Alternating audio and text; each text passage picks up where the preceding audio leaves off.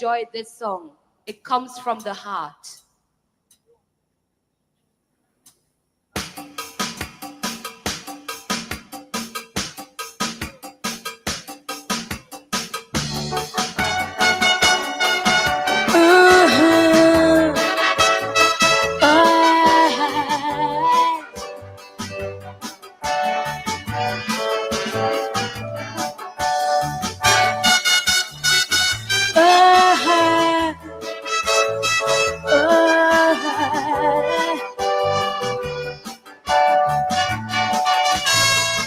Every day I keep hearing people talking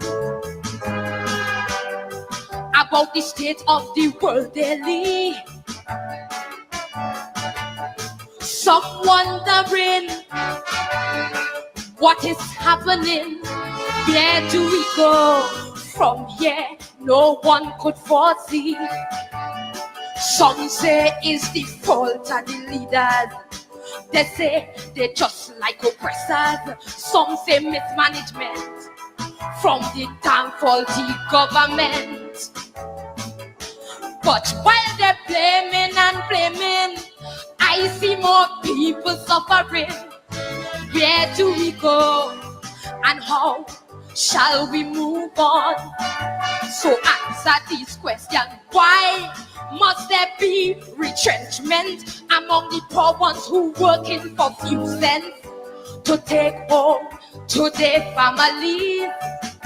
Would someone please tell me why one man could have so much money while the next one day he hungry, trying to survive in his country? And I hear that poor man's cry, how come?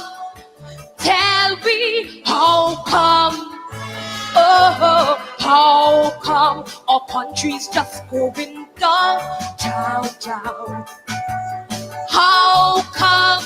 Tell me how come? Oh, how come this whole world just going down, down, down?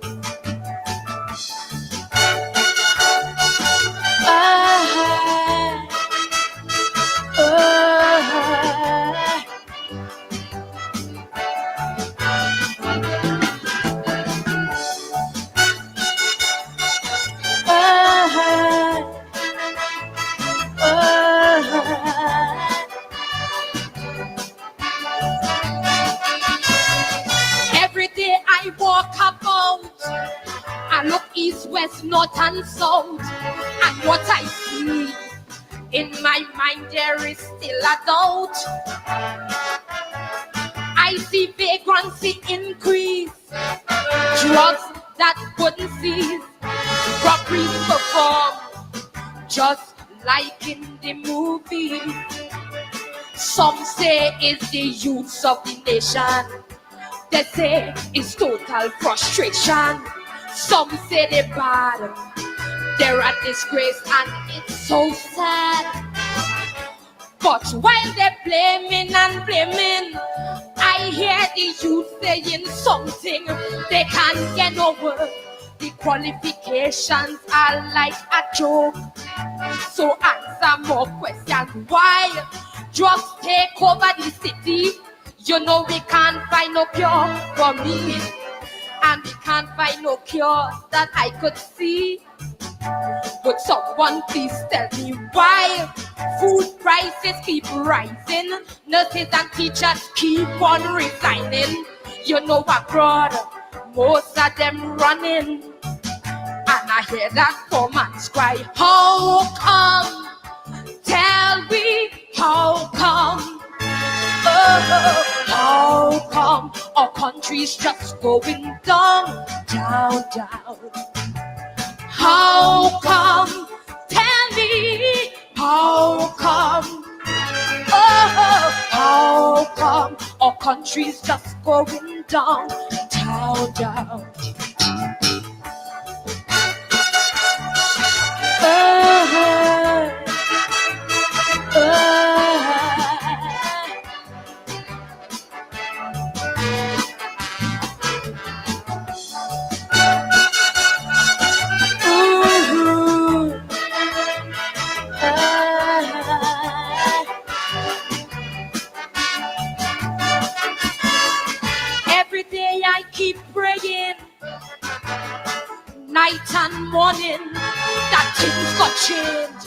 just to end this suffering. I hear Satan say has to be a bed, and who not mad say they rather dead. But living here, they find it is too damn dread. Some people turn big refugee. They say they can't live in the country. Gone to Canada, Brooklyn, Washington, D.C. But while they're blaming and blaming, I see more hard times coming. I see more problems facing me and we children. So answer more questions. Why? When you're looking at Parliament, you have to feel it's a movie that you rent. The behavior is so indecent. Would someone please tell me why? Every corner that I meet, I see single mothers on the street begging for something for their children to eat. And I hear that poor man's cry, how come? Tell me, how come? Oh, how come our country's just going down? Chow, chow. How come? Tell me, how come? Oh, how come this whole world just going down? Chow, chow.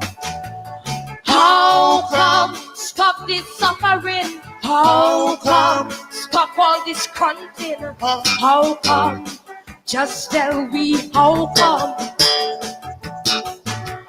How come? Stop the promising.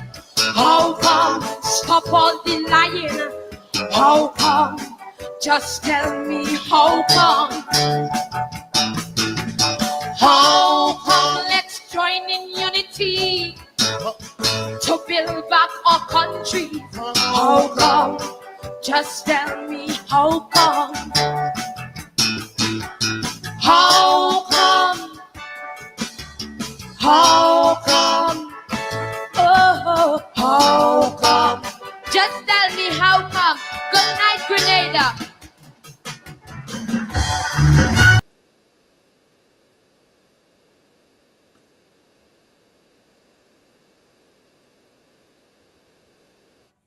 How come? How come? How come with so much oil money, $1.3 trillion budget, how come? How come with so much money, poverty is still rife in Guyana? How come? How come? Good evening to you. Welcome to Tuesday Evening Politics 101. Wherever you're joining us from, whether it's in Guyana or outside of Guyana, welcome to Politics 101. We come on air tonight with some good news. The APNU and the AFC today signed a memorandum of understanding to work towards a coalition for the 2025 election. So many of you have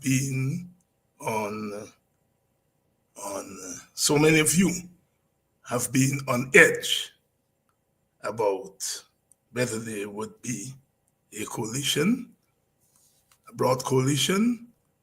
Last month, as you remember, the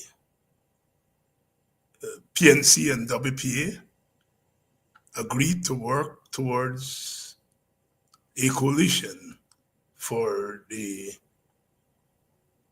2025 election. And this is January, and the APNU has now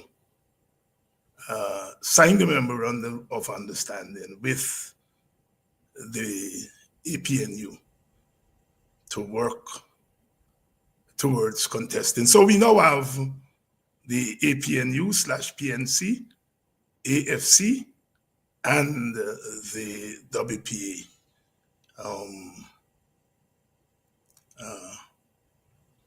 on board for an opposition coalition. I think those on the other side of the political divide, it may not be a good day for them because they did not want a coalition. They do not want a broad coalition. Ralph Ramkaran last week, after a long analysis, said there will be no coalition.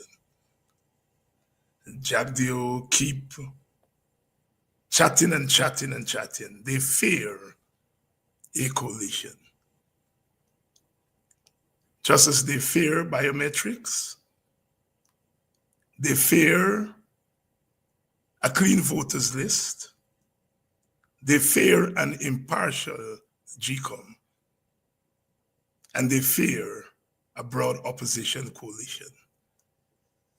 Well, we have accomplished part of the job in that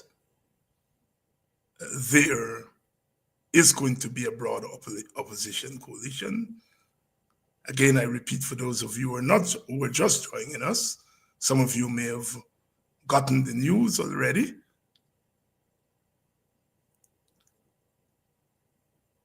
The AFC has signed a memorandum of understanding with the APNU to contest the 2025 election together.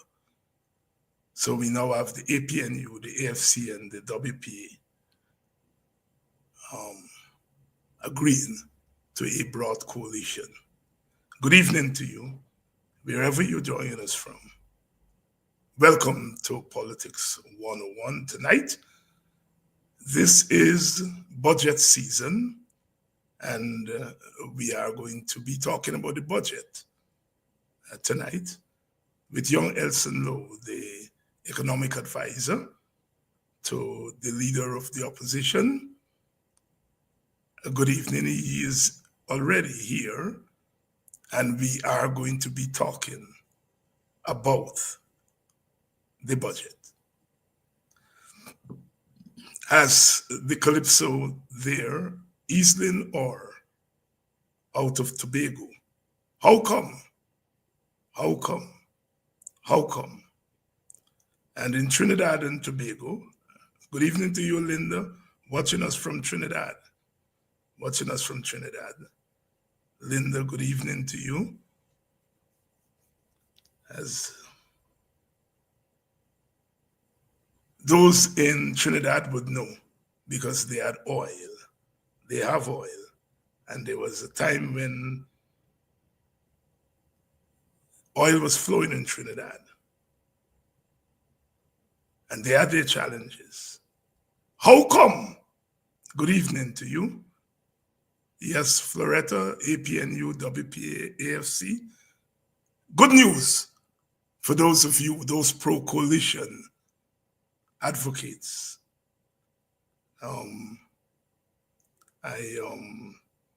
Today was my campus day, and I just got out of class and saw the message from the leader of the opposition that he sent earlier today, alerting me of the pending signature of the Memorandum of Understanding. God is good, as you Christians would say. God is good. Good evening to you, Albert Morgan. Good evening to you, Mortimer. All of you, good evening on a Tuesday evening. Mortimer says, great news, Doc. Good evening to you, Rhonda, from one of my favorite pieces of ground, Denham Still. Good evening to all of you. Ingrid, Hamer, good evening. Alston, good evening. Good evening for you, my brother, Keith DeFlormont, out of Washington, D.C., Maryland. Welcome to all of you, and tonight we're going to be talking budget. We're going to be talking budget. $1.3 trillion. $1.3 trillion budget. Young Elson Low is here to talk about that budget. He's here to talk about that budget. Good evening. Good evening to all of you. Lester Beckles, good evening. Good evening to all of you. Good evening to you, Sonny Mahadio. Good evening. Good evening to you, Corinne. In case you all are not seeing some of the usual troublemakers, I have banned some of them from the program. And once they're causing trouble, you all just let me know. And they're gone. This is not a zone for the kind of nonsense that they're into. The kind of nonsense. Just look at the United States and look at what happens when you have unaccountable government, when you have people who use their votes to empower dictators. What happens? It's just over 24 hours, and we see the flurry of activity in the United States. In the United States. Coup. One of my colleagues told me today, she said she never thought she would have lived to see covert coups. When we think about coups, we always think about overt coups, you know? People carry out their coups. But here you have a constitutional coup, a covert coup, hiding behind the Constitution. I'm warning you all, look at Guyana. Look at Guyana. Half of the nation, half of the representatives, just a one-seat majority, they alone have arrogated unto themselves the right. Last year they spent almost 1.3 trillion. This year, another 1.3 trillion. That is almost $3 trillion, in which half of the nation has no input. They're going to use their majority to ram it through the National Assembly. Or you look at Guyana. Those of them who treat Guyana as a normal place. It's not a normal place. And given the nature, the bicommunal nature of our society, we're almost half and half. But our half and half is not an ideological half and half, as in America. It's a racial, ethnic half and half. And no ethnic group has the right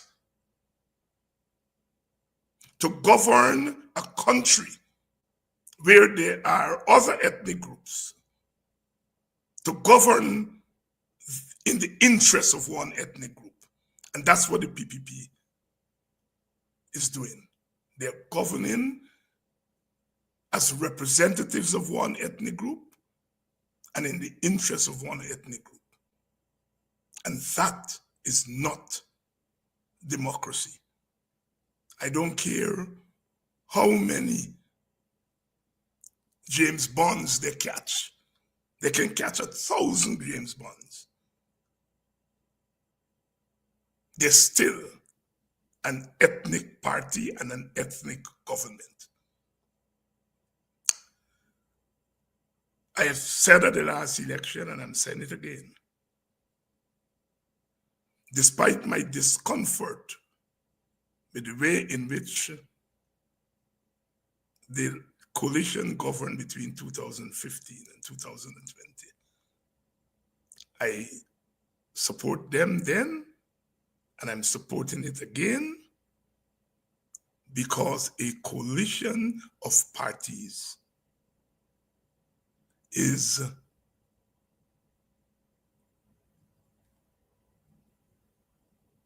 essentially superior to a one party. A coalition of parties is not the best representative of our country, but it is better than one ethnic party. And that is why our party, the WP, had no hesitation in making it very clear that we prefer to be part of a coalition. The PNC made that very clear. They prefer a coalition.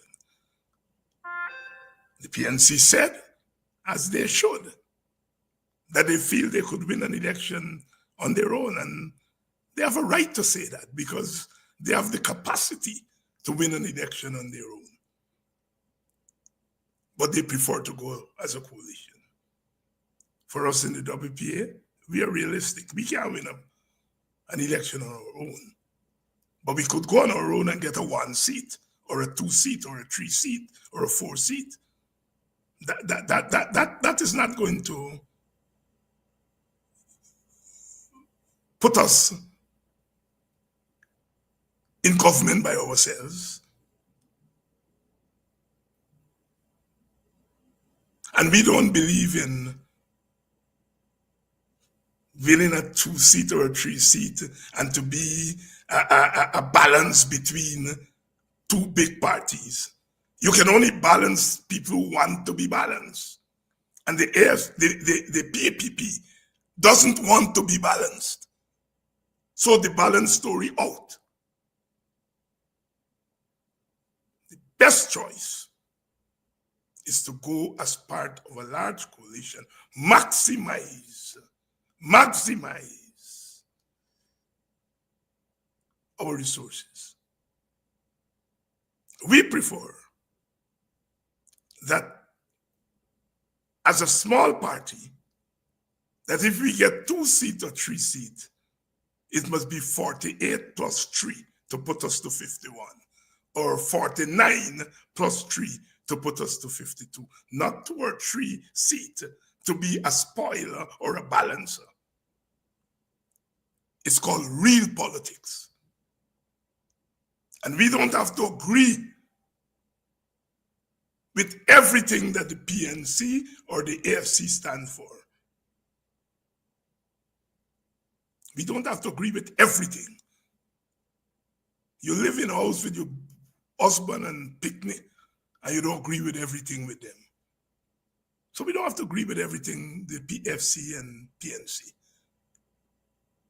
Once we agree on a common program. They asked me at the WPA press conference yesterday, how do I know that, the big party in the coalition is not going to take us for granted again? I don't know that. But that should not be a deterrence to coalition. Welcome to Politics 101. Good evening to all of you. Like I said, those of you who are joining us, the AFC has signed a memorandum of understanding with the AFC/APNU to contest the election together. This followed the announcement last month between the WPA and the PNC that we would contest the election together. So the AFC, APNU/PNC, and the WPA are set to work towards contesting the election together. Good news. Good evening to all of you. Michael, good evening. Good evening to one of my favorite persons, the Honorable Nima Flubes. If I were to give an award for the best opposition parliamentarian, you all know Nima gets my vote. And that's not today. I've always said that. Being an opposition parliamentarian in a winner-take-all system is hell. Hell. Hell. But I think with some creativity, opposition parliamentarians could make sense of hell. And Nima is one of those opposition parliamentarians who I think over the last 5 years has made sense out of hell. Good evening to you all and welcome to Politics 101.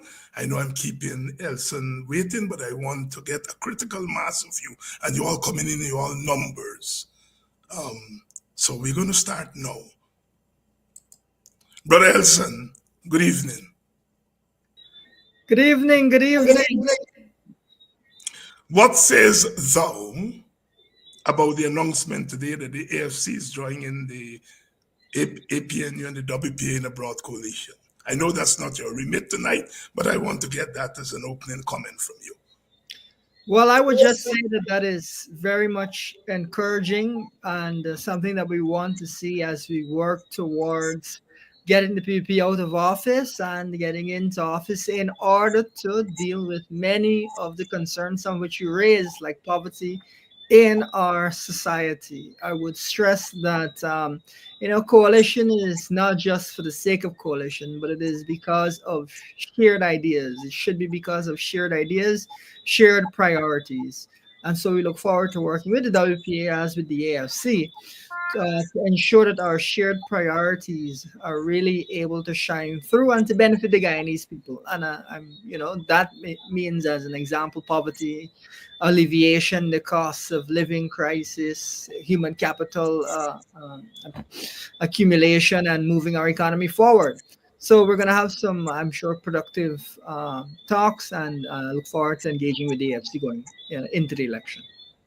Thank you very much for that comment, Elson. And I know you are a young person, and so therefore you represent the future. And it is very encouraging, when young people spread their minds, broaden their minds beyond the confines of either your party or your ideological persuasion or your age and so forth. The world is a big place, and Guyana may be small in terms of population, small in terms of landmass, but big in terms of prospects for the future.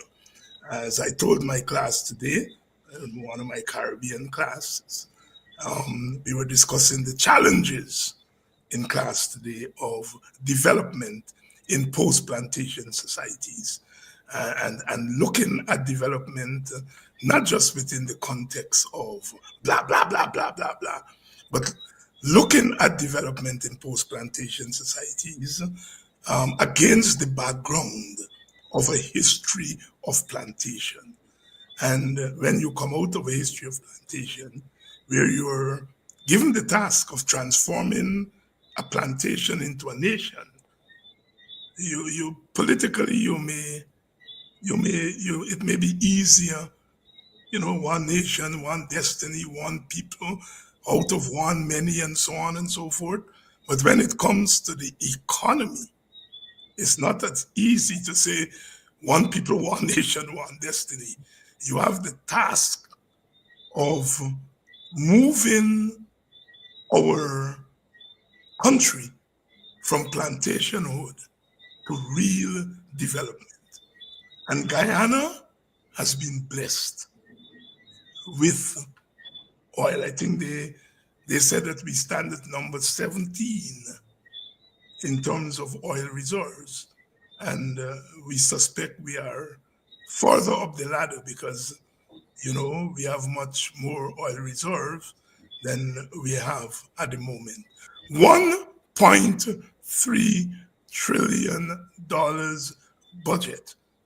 When you heard it, what was your first reaction? Well, it's a budget that the finance minister laboriously spent 5 hours running over. People say that was a bit of he had a bit of a struggle there to get that budget out. I think maybe as he knows it's his last budget, he tried to put a little bit of extra shine on it. But it's a budget that, to me, when you see it, was very much underwhelming. I think a lot of people were surprised. This is, of course, an election year budget. And so, for an election year budget, you would think the people would want to put its best foot forward. And the question Guyanese have to ask themselves is this, if this is the best the PPP has to offer, then what reason is there to really want to support them going forward? Because this is not much if it's your best. There are several items within it which I thought, again, they really underwhelmed. But what I would say was most glaring in this budget is you continue to see a total lack of focus on the cost of living crisis, the refusal to acknowledge that there is a significant cost of living crisis. And so, as a result, you've got a budget that, unfortunately, mirrors many of the others in that it seems so uncaring. That I think those are some of the broader themes of the budget as a whole, as well as, of course, the unending focus on infrastructure and capital spending, rather than kind of evaluating what we need to do for human capital accumulation, what we need to do in order to build up the level of education of our people and provide them with the appropriate skills. The last note I'd make before we get into the bit is I think the business community was pretty disappointed with the budget. The tax, the changes to the tax, to income tax, and so on were very limited. We even saw the finance minister come out with an additional change the day after, which caught a lot of people off guard. It makes you wonder what was going on there. But the tax-free threshold only moving minimally up from 100,000 to 130,000, I think disappointed many people in Guyana, working people. And I think that those were some of the initial impressions that I had, and several other people echoed. Elson, I heard you on another program last night where you weren't allowed to do what you went on the program to do, but I heard you said something that made me almost fall off my chair laughing last night. And you talked about the removal of tax on generators. Mm-hmm. You said that that is a clear signal that the government is anticipating more blackout. And yeah. So, rather than spending more time on getting the power service right, getting electricity right, they're removing taxes on generator. But go ahead. Yeah, absolutely. It was a bit of a Freudian slip. It was them kind of showing their cards a bit as to what they anticipate. That gas energy project is, there are a lot of questions around it. First of all, it's delayed by a year. It was supposed to be done already. And now we're seeing it delayed right until the end of this year. So we don't even know if that will be finished. It's unlikely that it'll be finished before the election. And so you kind of got a sense of the PUP, knowing that, is kind of softly signaling to Guyanese to prepare yourself for some blackouts. So go get yourself a generator.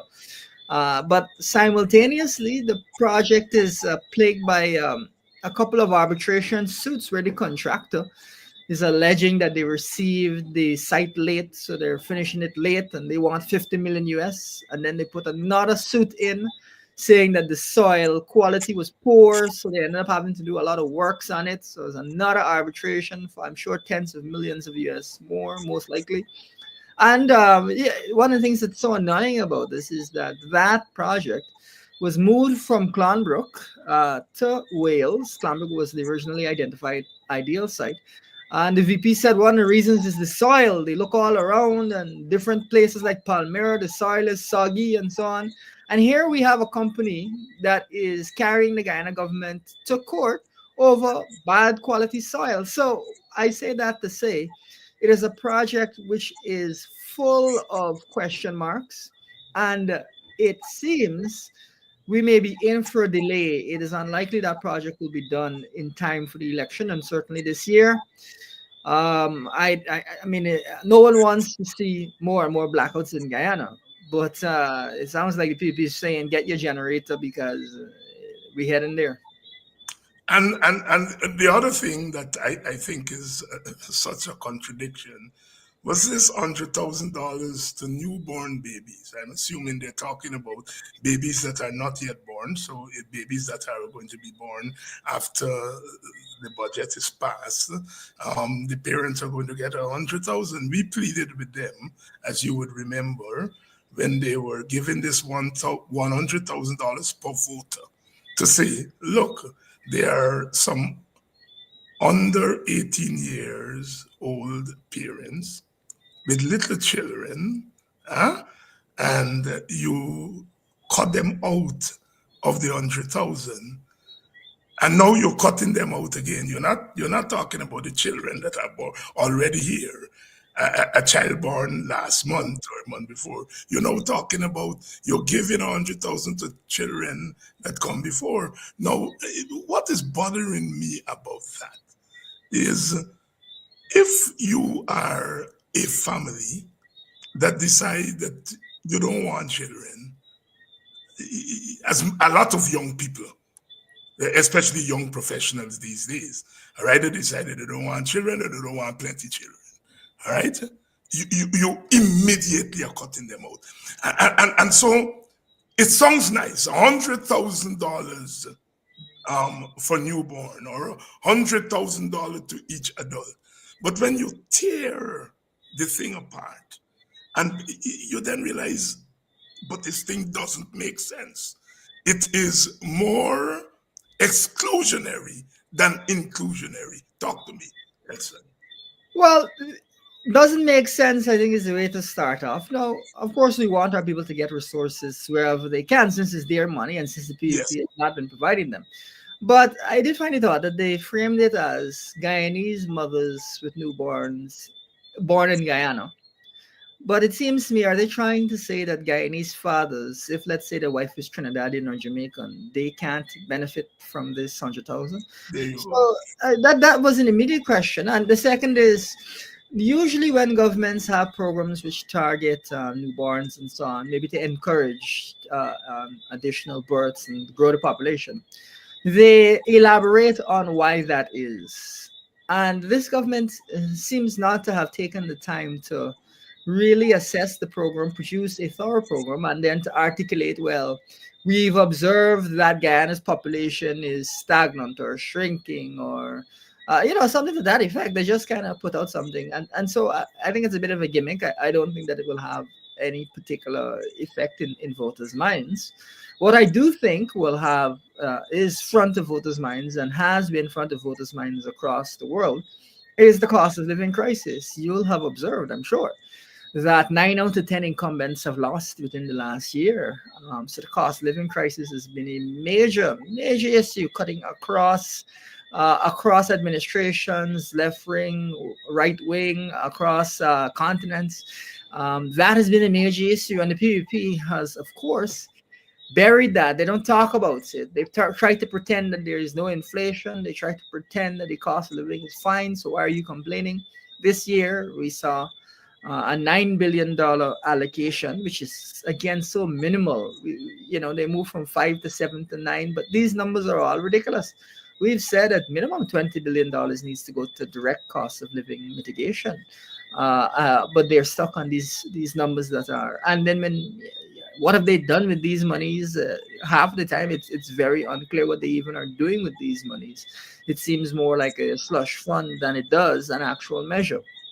Now, we have advanced a wide range of measures, whether it is providing farmers with grants so they can get equipment so that they can lower their cost of production, whether it is providing those in encouraging the development of agriculture outside of the main areas in interior areas so you can avoid some transportation costs, whether it is providing vouchers to canter operators and those bringing goods from the farm to the market so that the cost of goods will be lower as oil prices have sustained at a higher number, and whether it is the provision of we've talked about developing a fertilizer plant to make use of the natural gas that is now being provided so that we can give away free fertilizer across the country, which will lower the cost of food by something like 30%.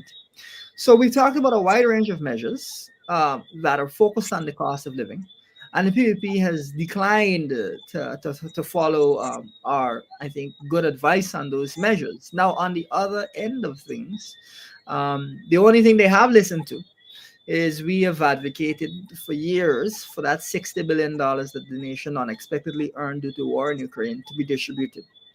That has been partially distributed, but the way that they distributed it is the way that you distribute something when you don't want to give. You know the way that people operate when they don't actually want to give you something. They make it hard for you to collect it. You have to jump through hoops to collect it. And if you think about the cost now, people having to go and register and come back, let's say that's $1,000. People having to go and get this check and come back, there's another $1,000. Maybe people having to go and cash this check, there's another $1,000. You have your $100,000, is $3,000 already gone, just in order for you to get access to this money. And one of the things we're really frustrated by, and a lot of Guyanese are frustrated by, is you're talking about a measure to ease things for Guyanese. But you don't understand that you could simply give pensioners their money when they go to collect the pension. Give public servants the money with the salary when the month has come. So you can immediately knock out about 140, 150,000 people and then refocus on the rest of the population to speed this up. Rather than dragging this thing out, and they're proud, the Minister of Finance said that the program has been successful so far. Well, if that is a success, with people lining up in the hot sun and in the rain, with teachers pace up against each other, trying to again line to get their cash grant, with elderly people complaining about having to stand on the road, with people showing up from 4 o'clock in the morning and then hearing the name is not on the list for the cash grant. If that is a success, I don't want to see a failure. Because my goodness, I don't know if it could have been rolled out worse than it was rolled out.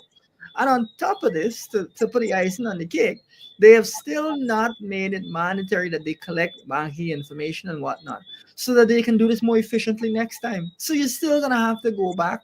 You're still going to have to go and get a check. You have to go through this whole rigmarole if they decide that they want to do another cash grant. And it seems to me that it's very unlikely they'll be able to do that, because even if they come back for supplemental, at the rate at which they're giving out this cash grant, we will be giving out the cash grant when we're in office, because they're not gonna be able to deliver this thing. It is so annoying, but it represents to me a great example of how you've got a government that is interested in playing politics, right? So put out a cash grant, want to take pictures with people, but it's not really genuine. So they're not really thinking about the cost of living crisis in terms of how they can actually affect things. They're not thinking about how they can improve the country for people, make things easier for people. They're just playing games. And so Guyanese, I think, have been very frustrated by the cash grant. And the majority of Guyanese are still to receive the cash grant, despite, and you may recall this, wasn't it instantaneous? The president said, or immediate. And then he said, all public servants by November. And then they said by December. I mean, and people are getting more and more frustrated. And I think that is quite right. The government has totally mismanaged that program. And it's a perfect example of their entire tenure, where when they give you anything, they're giving you as if they want to give you. And then they're delivering it in the most incompetent way possible. Elson, before the budget came out, long before the budget came out, everyone has been saying, everyone who is balanced has been saying that it's going to be an election budget. And by election budget, we meant that a budget that is going to be catering more to handouts here, a little gimmick Yeah. there, a little there, rather than a budget, which is a kind of a plan as to how you're going to spend Yeah. based on what you expect to come in and how that is going to Exactly. move the country in a Yeah. sensible way from point A to point B. Have we been vindicated?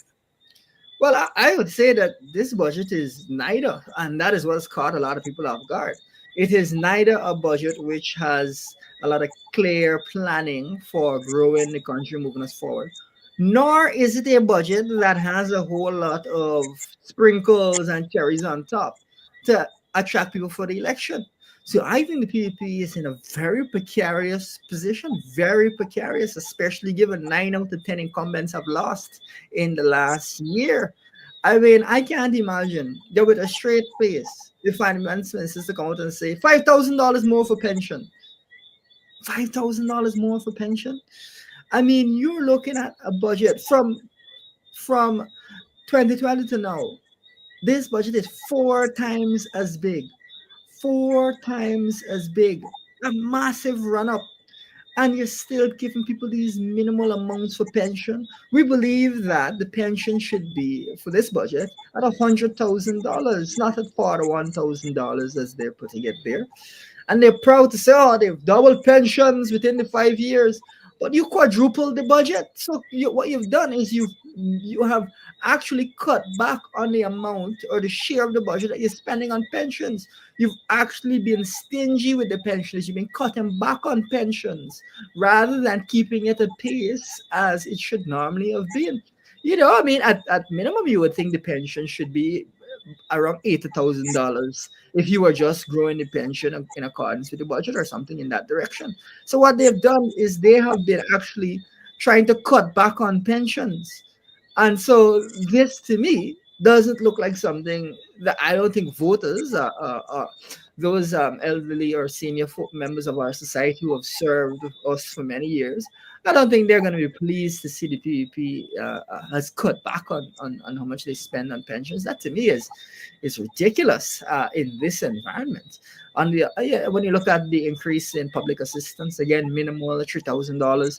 What we have said is this.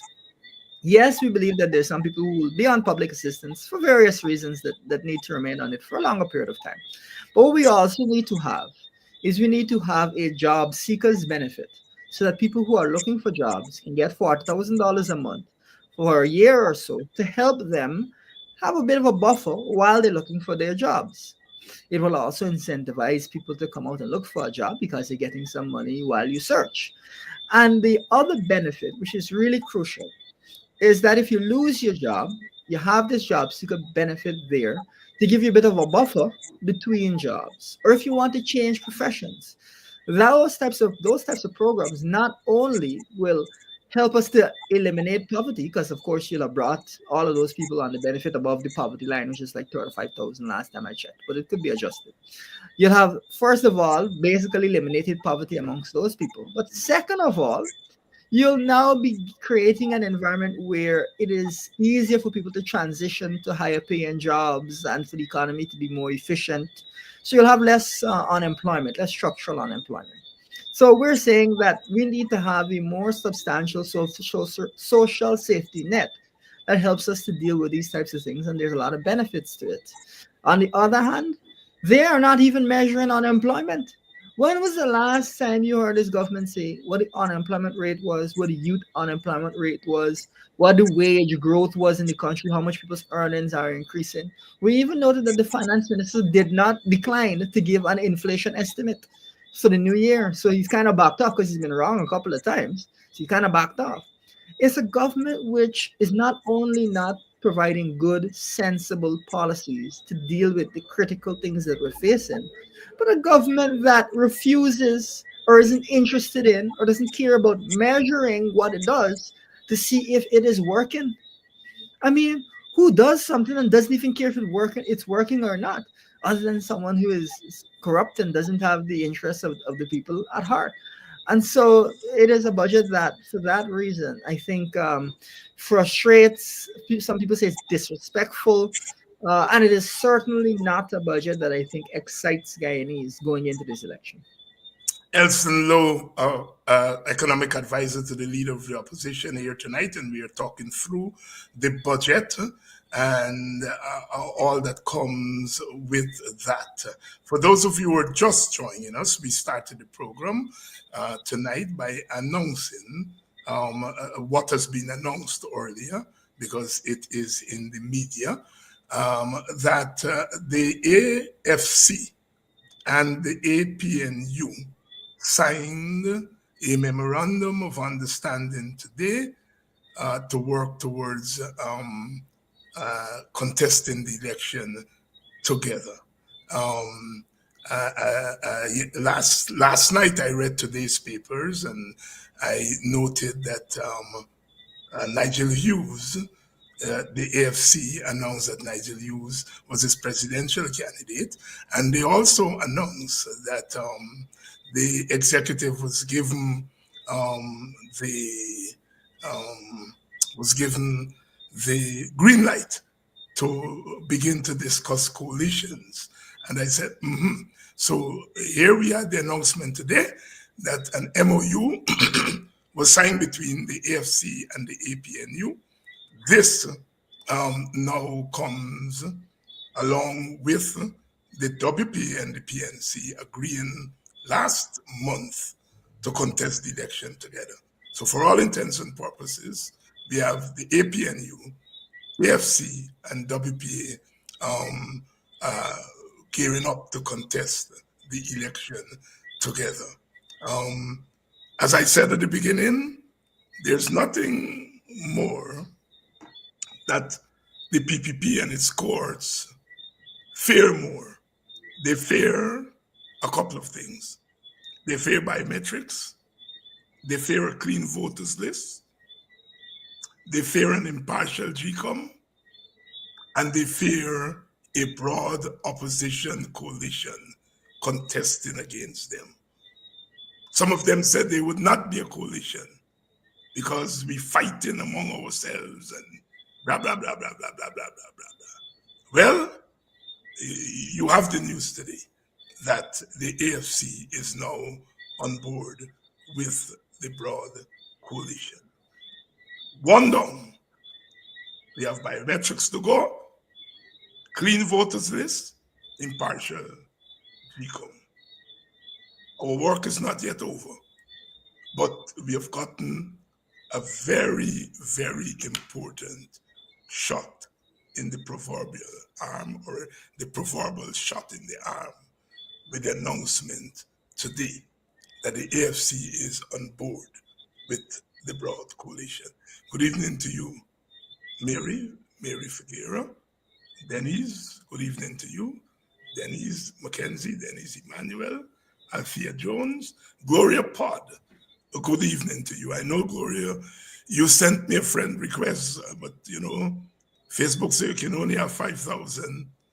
And I know there are hundreds of requests that I have not been able to respond to, not because I don't want to respond to, but because I have a maximum of 5,000 friend requests on Facebook.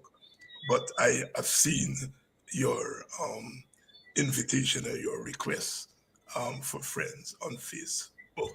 And to the rest of you who have sent me similar requests and have not gotten a response, it is because of that requirement that Facebook has. Elson, let's go back to the cost of living.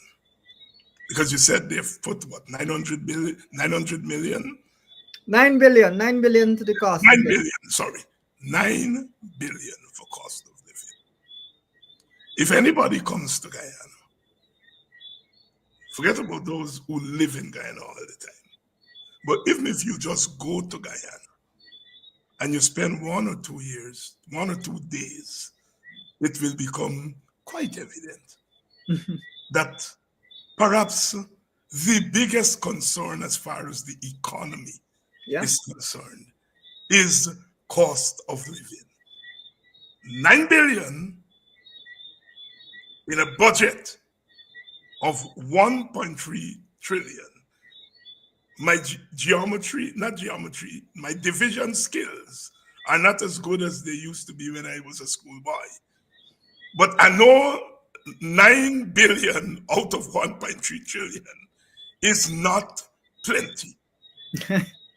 Talk to us about what that tells us about the thinking and the priorities of this government.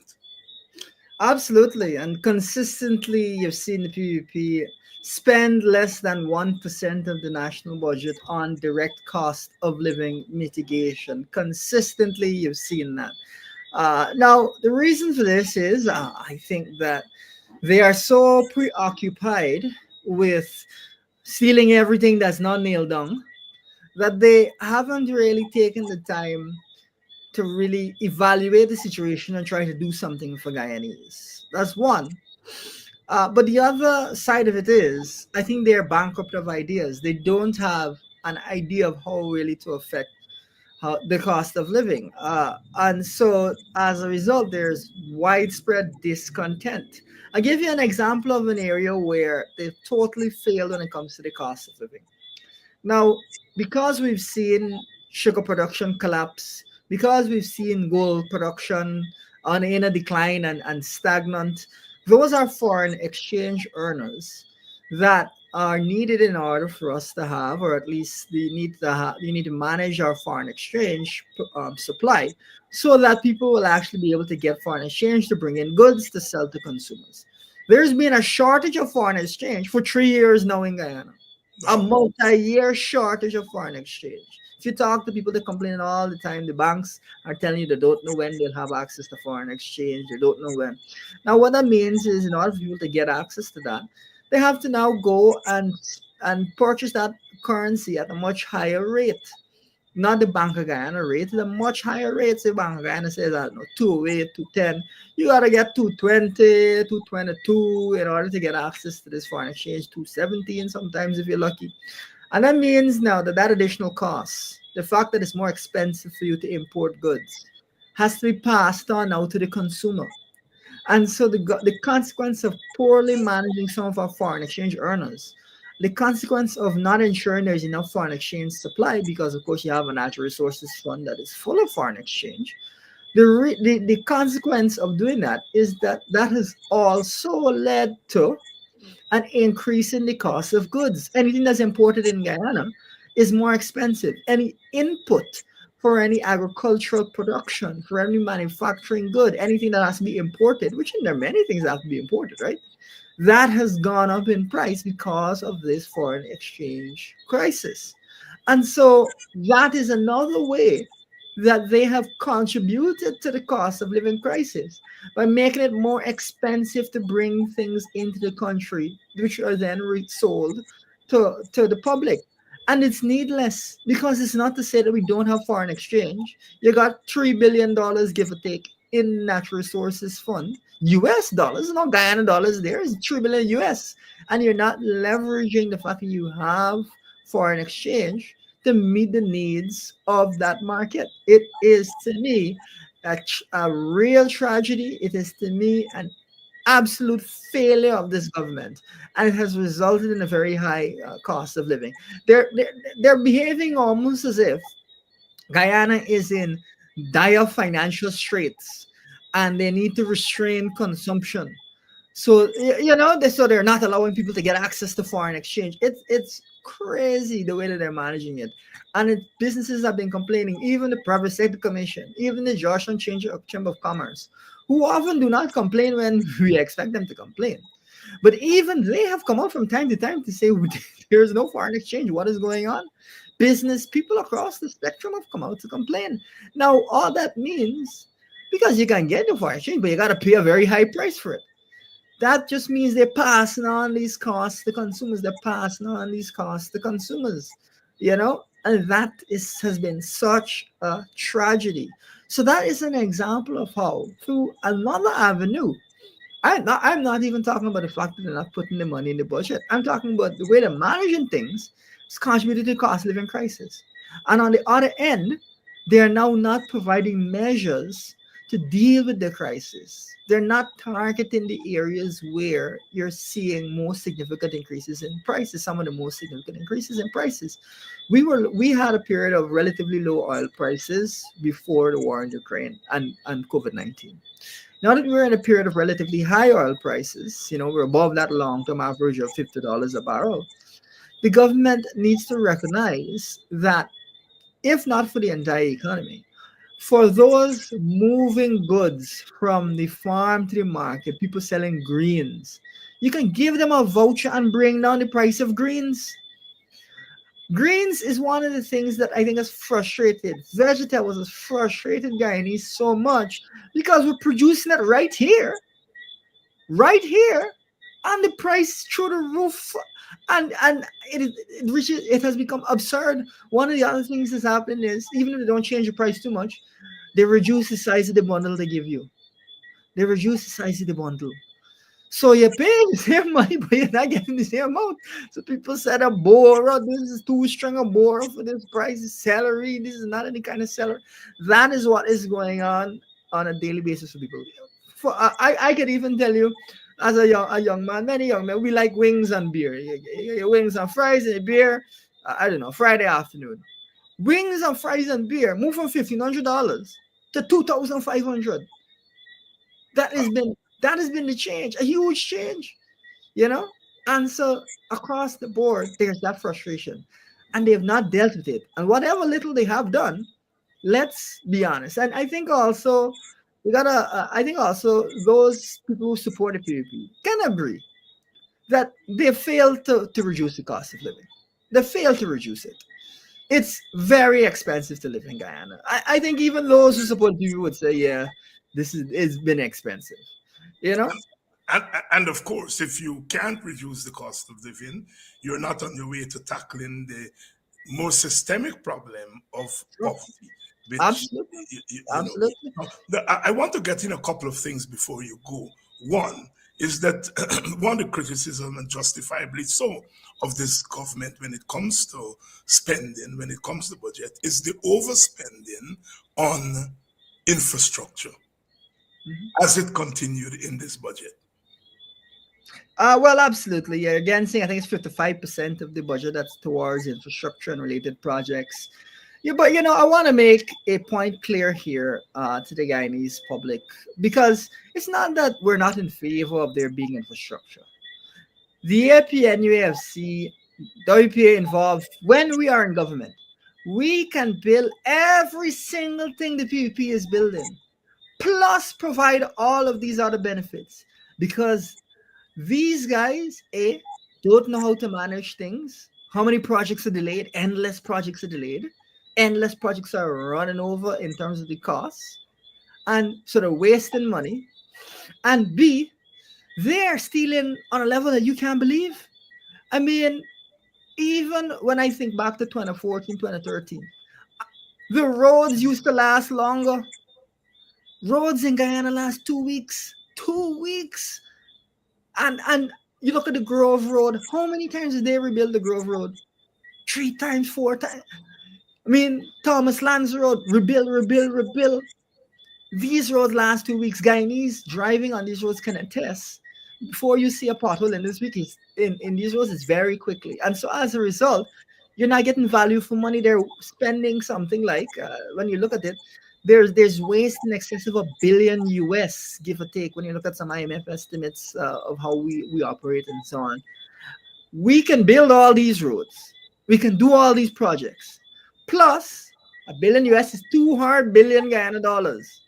We will have an additional 200 billion to spend on the cost of living, cash grants, ensuring pensioners are better off, ensuring that our children receive meals in schools, hot meals in schools, ensuring that we develop agriculture, ensuring that we invest in our businesses so they can adopt technology and become more productive. Because at the end of the day, this government, administratively, and in terms of their safeguarding of our resources, is one of the worst, empirically, is one of the worst in the world. In fact, the IMF had flagged us as underperforming, not just the Caribbean, Latin America region, but the developing world as a whole. That's how bad it is.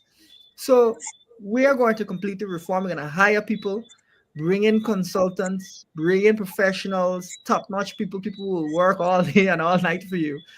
Bring those people in to help us to manage things. And you repeatedly hear the IMF, the World Bank, MSNBC, when they talk about Guyana, say the country needs to improve its capacity to implement these projects.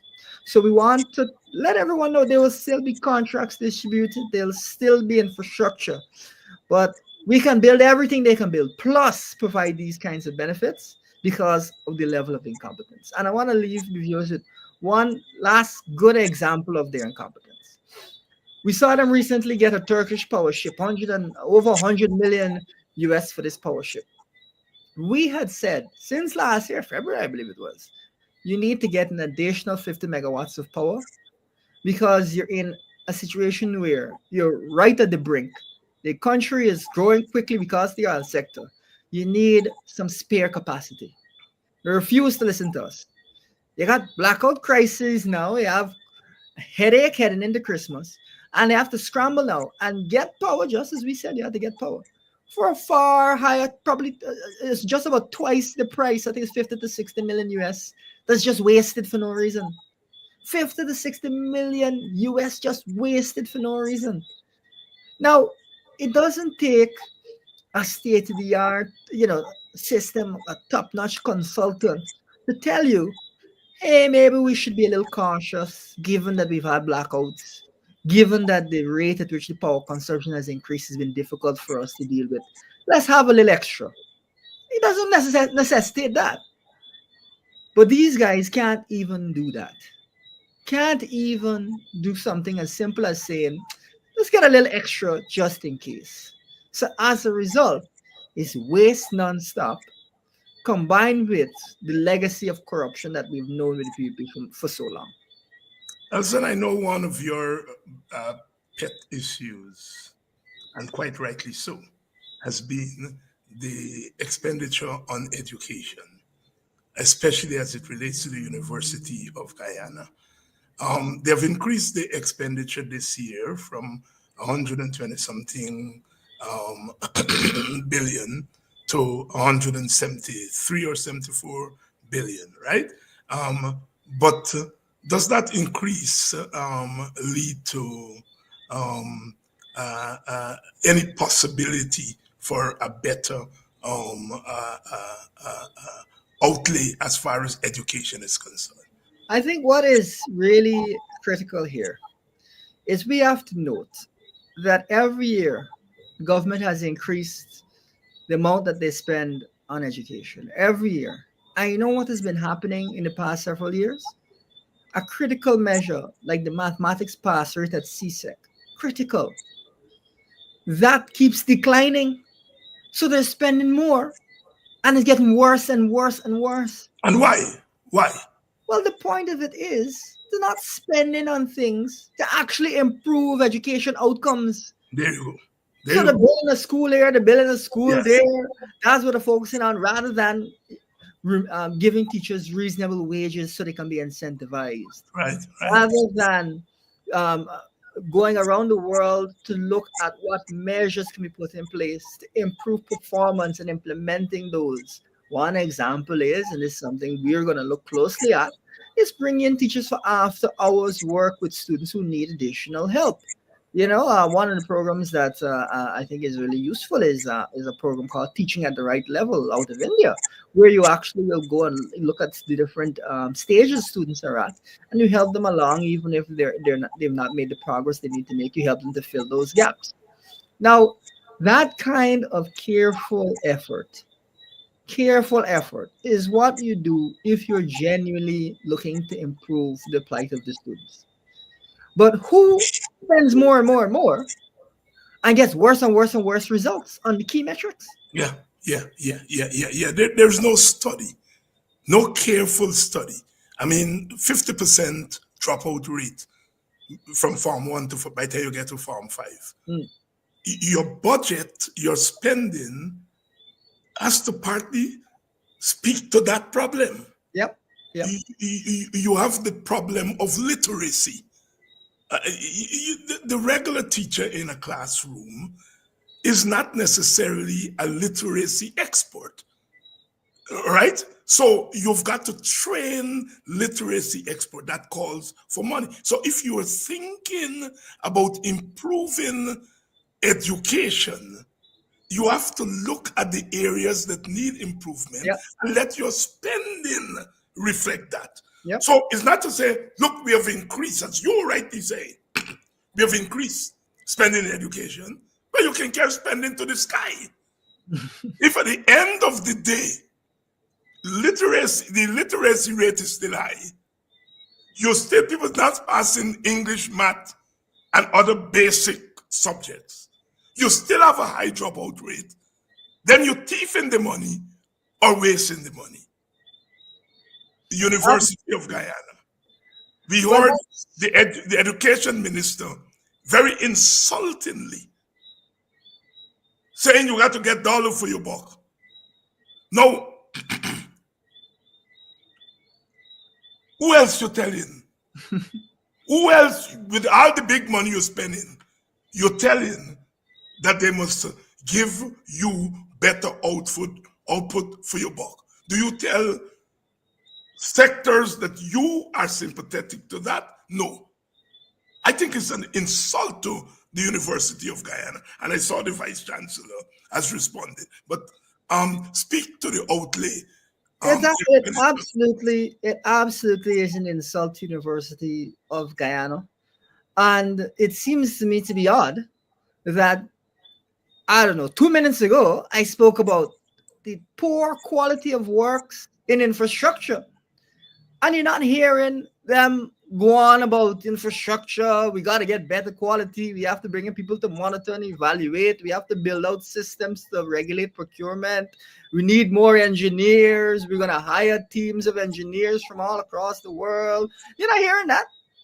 So when it comes to something they don't like, University of Guyana, they are all of a sudden, all of these conditions and so on. Now, what we believe when it comes to the University of Guyana is the opposite. Now, first of all, many of you viewers might remember that I was the staunchest advocate for the University of Guyana to be free. First of all, it should to be returned to being a free university. We must always keep in mind is the PUP that took away that right from Guyanese. That's the first thing. But the second thing we've said is we need to invest heavily in the University of Guyana. We've mentioned $25 billion, double what the PUP has offered, because the University of Guyana has a central role to play in Guyana's development.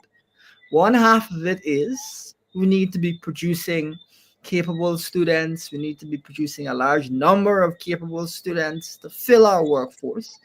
But the second half is, and you would know this, universities are sources of research.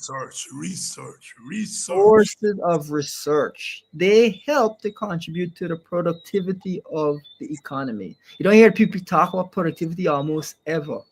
And so we want to fund the university, fund its professors, fund its students, so that they can go out and do useful research that helps. It could be varieties that are useful in Guyana to grow. It could be different types of industries that could be developed. It could be ways to bring down the cost of electricity delivery in different parts of the country. We want to fund, first of all, students. It must be free. Lecturers must be paid well. We want to fund research. And on top of that, we also want to incentivize people to seek higher education and to go back and to make sure that they get their math and English passes. So our 50 for 50 program, which is another area we will spend on, $50,000 a month for 50,000 students. That's the University of Guyana students. That's the students at technical schools, encouraging people to go and study, become a plumber, become an electrician, learn some engineering, learn some IT technical skills we want people to build. But also, we want to incentivize people to go back and, as I said, get that math and English pass. Our goal with this program is that by the end of the time that Guyana is producing oil, let's say it's a 30-year horizon, we must have a human capital accumulation on par with a developed country like the United Kingdom or so. So that we will be leaving the oil and gas sector, the oil and gas segment of our history with a population that is highly educated, with a population that is on par with developed countries, so that we have that basis going into the future. With the way the PPP is currently operating, you're not going to get anywhere near there because you still have a very high dropout rate. You still have people not passing critical areas. You're not incentivizing people to go back and get the remedial work done. You're not incentivizing people to go and carry on further study and supporting them in the way that you should be. So you're going to end up with, at the end of the oil and gas segment of our history, this is pretty much the same thing as you had when you started. That is a tragedy in the making. So we have the opposite approach when it comes to human capital accumulation. We have the opposite approach when it comes to education. We believe it must be a focus. We believe that we owe it to Guyanese to give them the tools to seize the opportunities that this oil and gas industry will present and the development of our country will present. And we'll do everything in our power to ensure that that happens. I don't know if you can tell, but it pains me on a personal level when a child doesn't pass mathematics, and as a result, their future is limited. The jobs they can get is limited. It pains me on a personal level. I don't know if it pains the PPP, but it's something that really annoys me. I even started a nonprofit to try and address this issue years and years ago. And here we are with all of this money performing worse than we did before we even found oil. Goodness me. Elson Low, here tonight, walking us through the budget. Elson, this is only part one, because a budget has to be analyzed in its parts, but also in its totality. It has to be analyzed from the standpoint of economics, but also the standpoint, as you have been stressing here tonight, of the social sectors. It has to be analyzed against the backdrop of the nature of our society. It's not just about the distribution of among the sectors, but have you adequately and equitably distributed among our different ethnic groups? Have you catered for young people in the budget? Have you catered for the working class adequately in your budget? Have you catered for older people? So a budget is not just about economics. It's about the totality of the society. And what attracts me to young economists like yourself it is what we call in academia interdisciplinarity. That you are not just an economist, right? And you throw around numbers, but you are linking numbers to people's lives. Because the 1,400 people on this program here tonight represent a diversity. They may not be diverse ethnically, because we have to admit most of our supporters and the people who come on to my program are African Guyanese. But they're diverse in terms of their social background. They're diverse in terms of where they work, which industry they're in, whether they're from country or they're from town, whether they are public servants or teachers, and so forth. And they're asking, how does this budget impact my life? And I think you have taken us in that direction tonight. We're gonna bring you back next week for part two, where we are going to flesh out a little bit more. By then you would have had more time to digest the budget in its totality. So thank you very much for opening the batting here on Politics 101, taking the new ball And next week, we're going to continue this. Thank you very much. But before you go, your closing thoughts. Well, as always, I try to set the stage a bit and help us to understand where we are in terms of the great changes that we're seeing in our country. And this year, Guyana is expected, based on IMF numbers and so on, to adjusting for prices, have a per capita GDP higher than the United Arab Emirates this year, higher than the United Arab Emirates. We're supposed to be the country that is exporting more oil per capita than any other country this year as we get another FPSO coming online. And I just want to express to Guyanese that ultimately, if this is the best the PUP has to offer, this is their election budget. This limp budget, what is there to look forward to under the PUP? What is there to look forward to?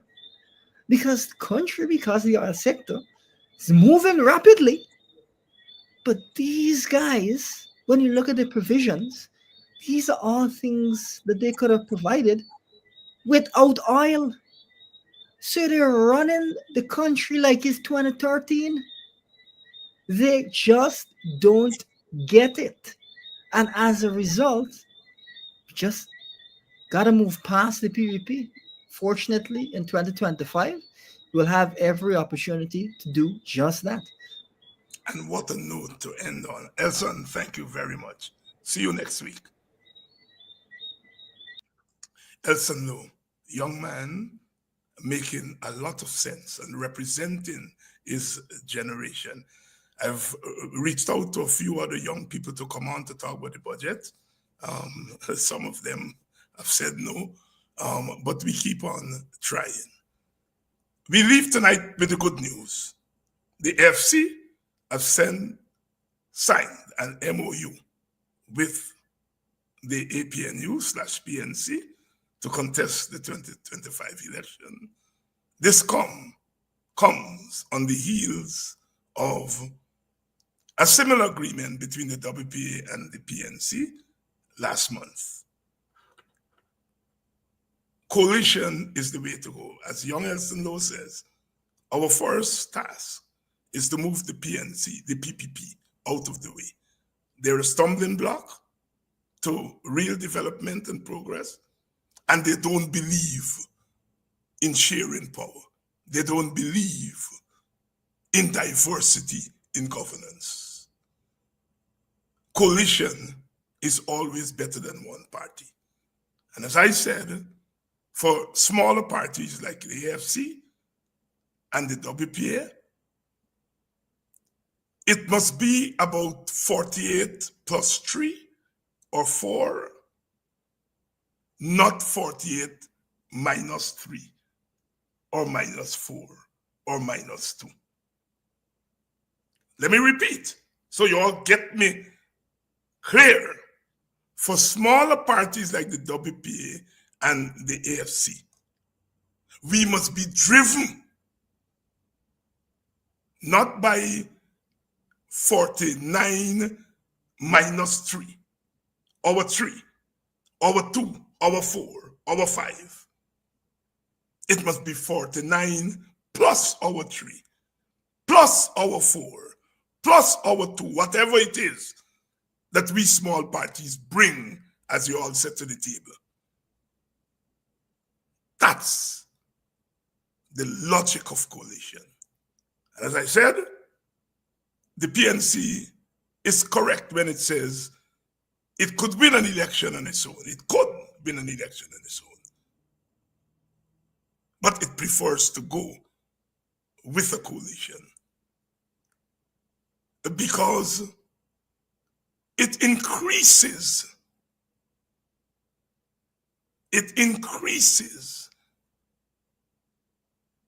the chances of winning, and winning with a comfortable majority. For small parties like the FC and the WPA, we can't reasonably says that we can win on our own. But we do represent people. Whether it's 1 seat, 2 seats, 3 seats, 4 seats. And we have to decide what are we going to do with that 1 seat or 2 seat or 3 seat or 4 seat. Are we going to use them to be spoilers, or are we going to use them to be winners? If 5,000 people or 10,000 people, which is 2 seats, decide they're going to support the WPA and Hinds and Kidaki and Ogunse and the others, we want to make your 5,000. We want to make your 10,000. However, whatever the numbers, we want to make it count. And we want you to have a seat at the table. Hear me? We want you to have a seat at the table. Because whether it's 5,000 of you or 205,000 of you, all of you deserve a seat at the table on your own, with your 5,000 or your 10,000 or your 15,000. You can't get a seat at the table. On your own with your 200,000, if it doesn't meet 50%, you still ain't got a seat at the table. Democracy must mean that all those who are affected by decisions, whether you're 5,000 of you or 205,000 of you, you deserve a seat at the table. That is what drives us. That is what drives me as a member of a smaller party. Is not to be a spoiler, but to be a winner. Because all of us are winners. As old people will tell you, whether you make 1 picnic or whether you make 10 picnic, you still meet the definition of a family. Let me repeat that. Whether you make 1 picnic or 5 picnic or 15 picnic, you still meet the definition of a family. Good news tonight. God bless the AFC. God bless Nigel Hughes. God bless Aubrey Norton.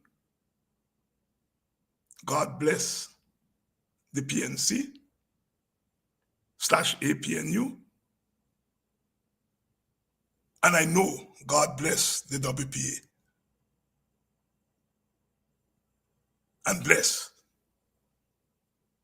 its presidential candidate. We are moving forward and we are moving together. We could not break down the gates of hell in 1834 by ourselves. We did it as a coalition. And as I say, they can capture 1,000 more James Bonds. They can stop the rest of us. Time to mobilize. Time to maximize.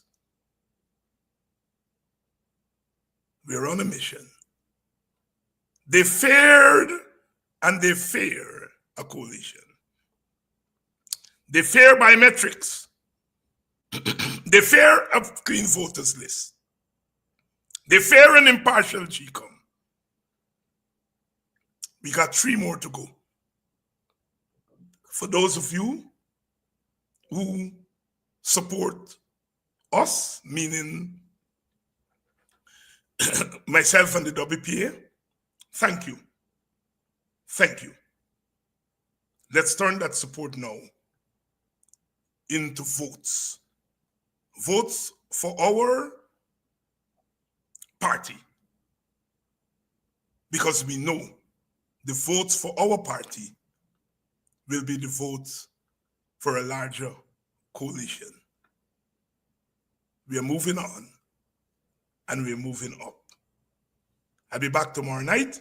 For those of you who are early morning people, I'll be on Kedaki in the morning to talk more about some of this.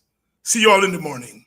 And then tomorrow night, I come back here to continue the struggle. Struggle for justice, struggle for freedom, and the struggle for the promise of emancipation, the promise of independence, and the promise of humanity.